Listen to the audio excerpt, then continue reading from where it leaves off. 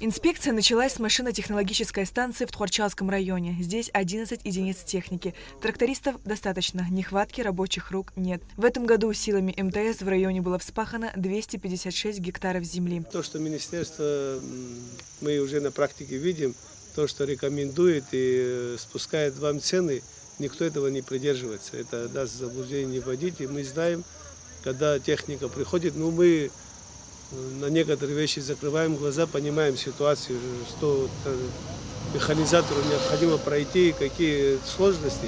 Но тем не менее вы должны намного дешевле, чем частные трактора, частная техника, частные владельцы, намного.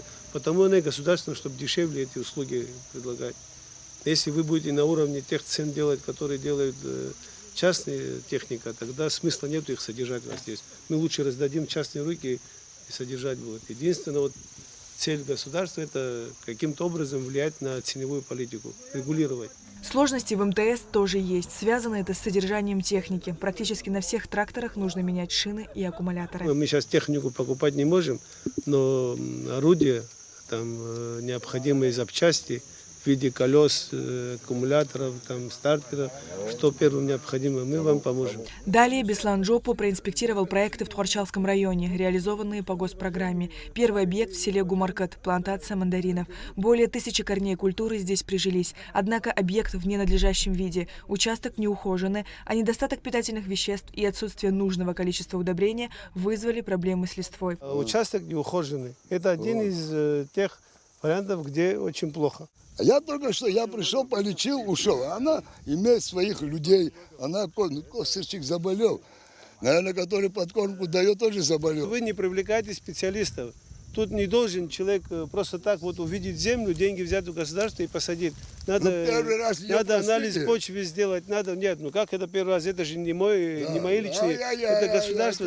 По словам Беслана Джопо, будут привлечены специалисты, которые помогут сохранить саженцы. Видим пока то, что особо глаз не радует, но это один из, наверное, редких объектов, где хотелось бы видеть результат лучше. То есть здесь были выделены средства из бюджета до 600 тысяч рублей на ограду, на саженцы, на удобрения. Конечно, надо говорить, и помимо того, что хорошее есть, и то, что не получается, это один из тех, я считаю, который немного не удался.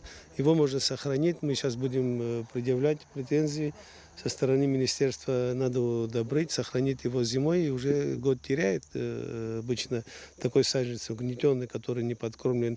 Вроде косили недавно, но сам саженец не ухожен, сами мандарины не ухожены. Посетили и бывший цитрусовый совхоз села Кохора. На плодотворной земле, находящейся между горами и морем, на 8 гектарах земли растет голубика. 4 года назад непривычную для этой местности ягоду из Европы завезла предприниматель Элана Джопо. Урожай уже собран, сбыт уже произведен. Сейчас они занимаются подготовкой к зимнему сезону, косят, чистят. Одним словом, производит тоже предприятие, одно из хороших, которое с помощью нас, может быть, и с помощью самих предпринимателей сегодня можно приветствовать, помогать и возрождается.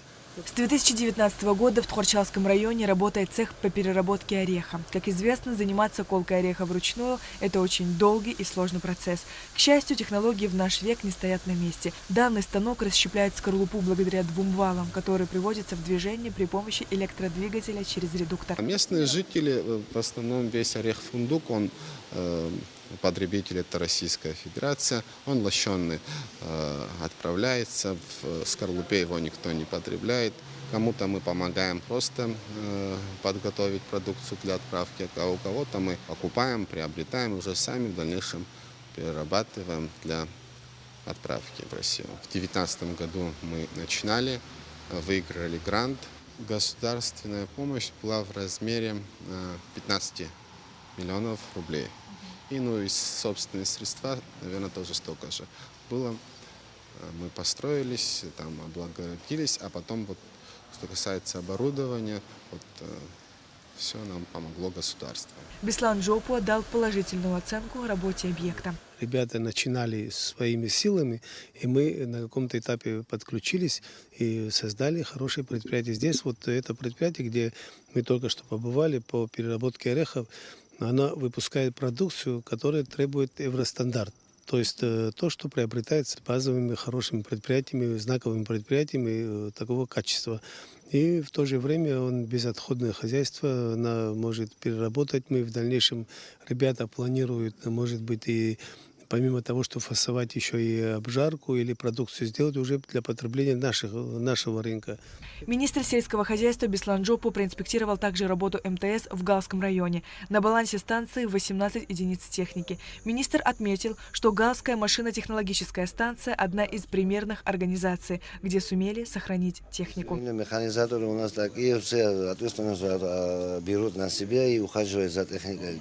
По 16 лет этим трактором ставят. Да. 16 лет. Ну, все в рабочем состоянии, они действительно трудятся сами, ребята ухаживают. В этом году мы закладываем бюджет, чтобы запчастями вам помочь в начале года. Мы сейчас на осень не сможем помочь, не успеем. А вот в начале следующего года одно из первых мероприятий это будет приобретение запчастей. В начале будет, да, В начале, как только будет, бюджет да. начнет осваиваться, будет принят. Уже 2 года семья Иракля Колбая занимается птицеводством. Выращивание кур в домашних условиях для получения мяса приобретает широкую популярность. Самостоятельный контроль за качеством питания, здоровьем и условиями содержания бройлеров позволяют получить максимально полезное мясо. Это хорошая возможность начать собственный бизнес, отмечает Иракли. У нас были домашняя птица, а вот сейчас мы перешли на бройлер. При поддержке министерства. Министерство нам очень сильно помогает. Вот занимаемся, стараемся. Сумма была выделена около 1 миллиона. Ну, там у меня растениеводство еще и птицеводство. Вот, все это, в общем, такая сумма была выделена. Привезли нам металл, стройматериал, вот сетки сделали, клетки сделали и так далее. Спросом пользуются и очень довольные люди.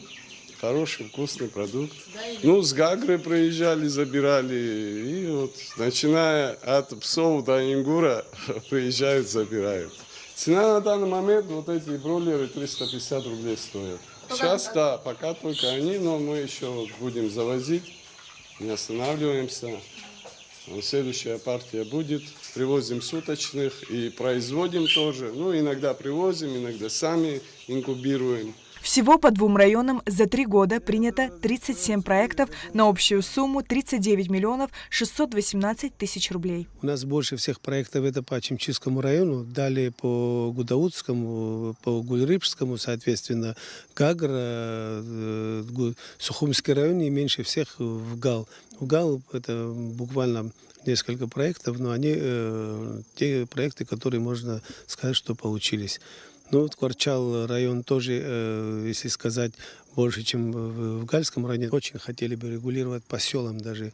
Но там, где наши проекты имеют положительные результаты, оттуда и больше заявок, оттуда и больше, видимо, из-за того, что люди больше видят и хотят больше участвовать. Там, где нет было проектов, мы сами должны прийти к ним с предложениями. Это немножко более рискованно, когда мы предлагаем людям, чем они сам к нам. И поэтому получается то, что мы имеем, это вот определенные села, определенные районы, где больше проектов. Ну и опыта мы уже за 3 год набрались. И получается, что мы некоторые направления, как животноводство, стараемся как-то вот по возможности приостанавливать, так как оно не столько рентабельно, не столько положительно, как завозить за пределы Абхазии, за карантинных условий, или даже внутри Абхазии покупать в одном селе, передавать в другое – это не развитие. А вот создавать что-то новое – это уже развитие. И поэтому мы ставки делаем на наши традиционные культуры, субтропические культуры. Инспекционные поездки министра сельского хозяйства Беслана Джопу будут продолжены и в другие районы республики. Сария Кварацхеля, Тимур Гугохия, Абхазское телевидение.